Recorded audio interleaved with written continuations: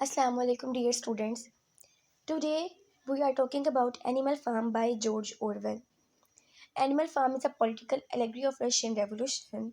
Animal Farm एक political allegory है Russian revolution के बारे में. अब इसको पढ़ने से पहले हमें allegory के बारे में पता होना चाहिए कि allegory क्या है. An allegory is a story, poem or artwork that conveys a hidden or symbolic meaning in addition to its literal control. Allegory एक ऐसी स्टोरी, पोएम या आर्टवर्क को कहते हैं जिसके अंदर इसके हाइडन मीनिंग शामिल हो, या फिर हम यूं कह सकते हैं a story with in a story. So now we are discussing about our summary of chapter number 1. In the beginning, the story opens at Manor's farm where the cruel and incompetent farmer has drunkenly going to sleep. Story का आगाज़ इस तरह से होता है कि एक manner farm में से होता है स्टोरी का आगाज़, जिसमें एक जालिम ना फार्मर होता है जो शराब के नशे में इतना धुत होता है कि वो ना फार्म का पॉप होल बंद करना भूल जाता है. अब पॉप होल एक दरवाजे को कहते हैं जिसमें से एनिमल इजीली पास आउट मतलब गुजर सकें. ठीक है. When the light of the farmhouse go out, जब फार्म हाउस की लाइट बंद होती है, ऑल द एनिमल गैदर, तमाम एनिमल्स एक जगह इकट्ठे हो जाते हैं. Old Major middle white boar whose live in a farm for a long time, he called a meeting. Old Major एक मिडल वाइट बोर है जो कि इन सब में तमाम जानवरों में सबसे ज़्यादा पुराना होता है इस फार्म में. ठीक है. ये काफ़ी ज़्यादा लंबे अरसे से इस फार्म में रह रहा होता है. तो ये ना एक मीटिंग अरेंज करता है जिसमें सारे एनिमल्स को इकट्ठा होने की दावत देता है.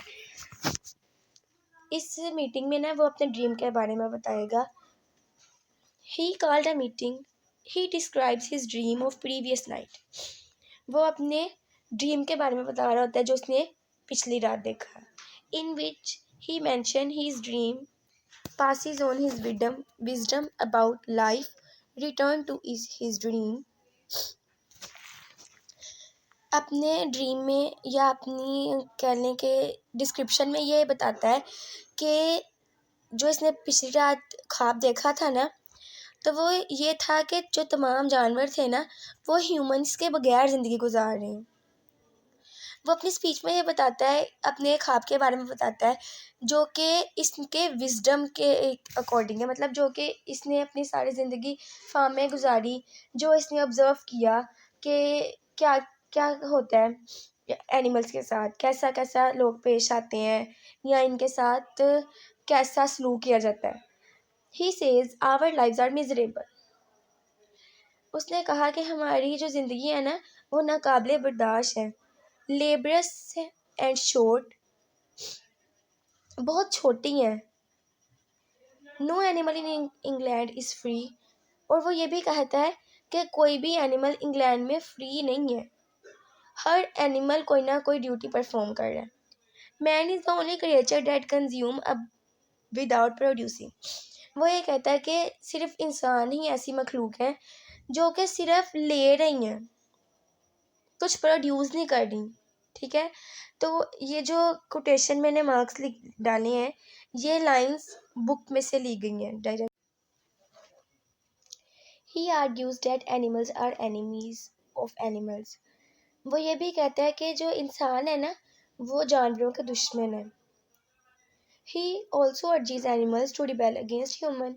वो इन जानवरों को इस बात पर बहुत ज़्यादा जोर देता है कि इन्हें ना इंसानों के खिलाफ एक रिबेल चलानी चाहिए, एक तहरीक चलानी चाहिए, एक मुहिम शुरू करनी चाहिए. Old Major teach is the animal who have varying degrees of intelligence.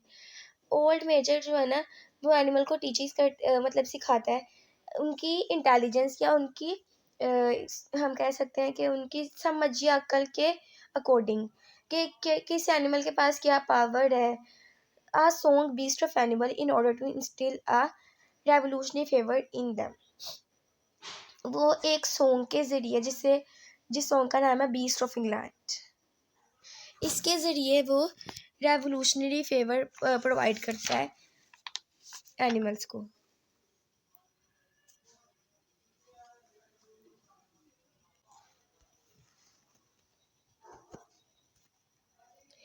इस नॉवल का जो मेन कैरेक्टर है वो है मिस्टर जोन्स, ओल्ड मेजर और मोजेस। अब ना ये सिर्फ चैप्टर 1 के मैंने मेन कैरेक्टर अभी लिखे हैं। जिस तरह हम आगे आगे चैप्टर 2 या चैप्टर 3 की तरफ जाते जाएंगे तो हम इनके मेन कैरेक्टर को भी साथ साथ डिस्कस करते जाएंगे।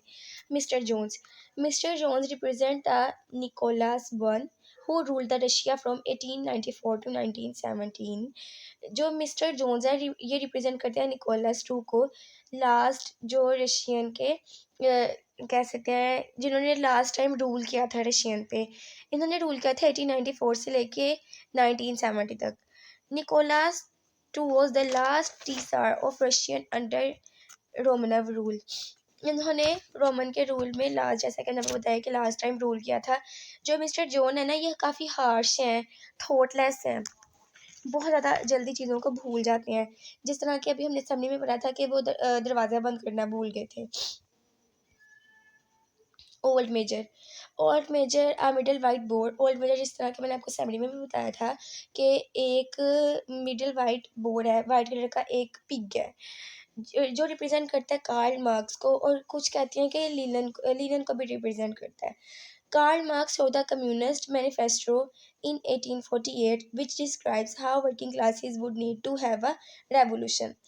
कार्ल मार्क्स ने 1884 में कम्युनिज्म के बारे में एक रेवोल्यूशन की तहरीक चलाई थी, जिसमें उन्होंने बताया था कि किस तरह वर्किंग क्लास को रेवोल्यूशन की ज़रूरत है।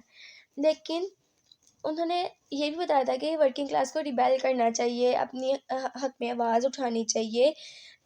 लेकिन क्या हुआ कि उनकी इस रेवोल्यूशन के से पहले ही डेड हो गई। He died before revolution happened. यहाँ पे आर मिसिंग है, आप पुट कर लीजिएगा। Old Major only apparent chapter 1 and does not see the rebellion happens. He want freedom and equality. Old major vision of animalism never happens. Old Major हमें सिर्फ chapter number 1 में नजर आएंगे। इन्होंने ना रेबेलियन की तहरीक चलते हुए नहीं देखी थी। ये चाहते थे कि ये आज़ादी चाहते थे बट इक्वालिटी के साथ। लेकिन जो इनका ख्वाब था ना एनिमलिज्म के बारे में, वो कभी भी मतलब हकीकत नहीं बन सका। ठीक है, इन्होंने ख्वाब तो देखा था कि वो तहरीक ऐसी चलाएंगे कि जिसमें जो जानवर है ना ये इनके तमाम हकूक़ बराबर होंगे। जिस तरह आजकल हमारी पॉलिटिकल पार्टीज़ हैं, ये तहरीकें तो बहुत सी चलाती हैं बट इस पे अमल कोई नहीं करता। इसी तरह ना कुछ करप्ट लोग होते हैं जिनकी वजह से उस तहरीक पे अमल नहीं हो पाता। इसी तरह इनकी जो तहरीक थी ना, रिबेलियन रेवोल्यूशन जो थी इनकी, इस पे भी अमल नहीं हो पाया था। मोजिस, इनमें मोजिस जो हैं वो क्रो हैं।